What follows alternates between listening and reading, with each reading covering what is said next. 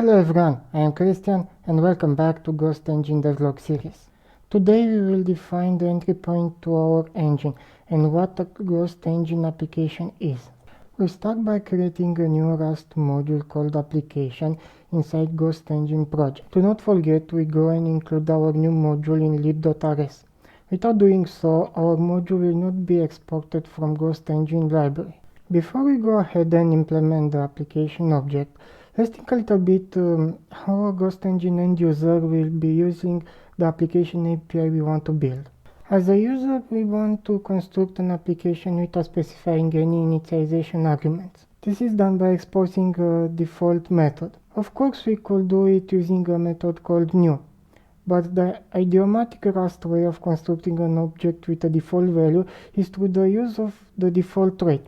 We will see more about this when we will discuss about the implementation details. We also want to be able to specify a custom name for our application. And finally, we want to be able to execute our application. We do this using the run method. We also want to import the application from GhostEngine. If we do a build now, of course it will fail. So don't worry, we will jump to the implementation in a few seconds. Back to the implementation, we declare a public struct called application. We mentioned during the API design discussion that we want to be able to set a custom name for our application. To keep track of it, we will use a string field called title. Now let's implement the default trait for our struct.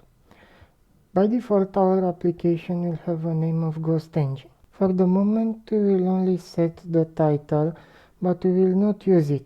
Last but not least, our run method. For now, this is just a placeholder.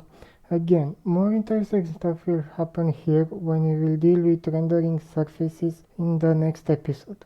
Now that we finished implementing the bare bones application structure, we will launch again the check shell script.